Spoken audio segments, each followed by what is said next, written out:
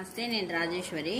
ఇది వినాయకుడిని పెట్టినా అన్నా కదా, చూడండి అన్ని ఆకులు వేసి పెట్టినా కదా, మన బిల్వపత్రము అవన్నీ చూడండి మొత్తం అయింది. వినాయకుడు కూడా మొత్తం కరిగిపోయింది మట్టి.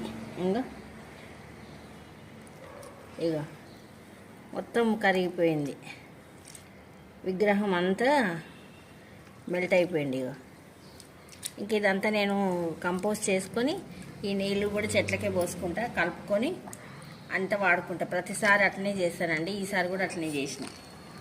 తులసమ్మని ఇట్లా పైన తెచ్చి నాటుకున్నా అండి. కింద మనకి సూర్యుడు పడక చెట్టు తులసమ్మ ఏది పెట్టినా నిద్రపోతుంది, అందుకే నేను పైకి తెచ్చుకున్నా. మళ్ళీ ఏంటంటే నేను కొత్తిమీర ధనియాలు నాటేసుకున్నా, మీకు చూపించలే. ఇంకో ఇట్లా నాటేసుకున్నా, విత్తనాలు వచ్చినాక చూపిస్తా. అన్నిట్లో చాలా ధనియాలు అయితే నాటేసుకున్నా కొత్తిమీర కోసము. కొత్తిమీరకి ఊరికి వెళ్ళాల్సి వస్తుంది, మార్కెట్.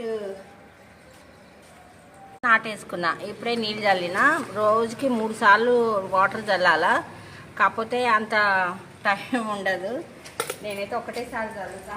మధ్యాహ్నం గుర్తుండదు, నేనైతే మొత్తం చల్లేసుకున్నా. మళ్ళీ సాయంత్రం ఒక్కసారి వచ్చి పైన చల్లుకుంటా.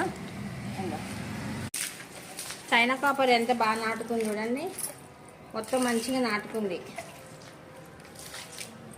అది మన స్ట్రాబెర్రీ కూడా నాటుకుందండి. దానికి నాకు పొట్టు దొరకలేదు, నా చెక్క పొట్టు దొరకలేదు. చెక్క పొట్టు దొరకక పెడతలేను, వాటిని కూడా నాటేసుకోవాలా. ఇవి టమాటాలు చూడండి, టమాటాలు ఇట్లా పడిపోతుంది, కట్టిన అయినా సరే పడిపోతుంది. చిన్న చిన్న టమాటాలు అయితే అయినాయి. నా వీడియో మీకు నచ్చితే లైక్ చేయండి, షేర్ చేయండి, సబ్స్క్రైబ్ కూడా చేసుకోండి. ఓం శ్రీ మాత్రే నమః.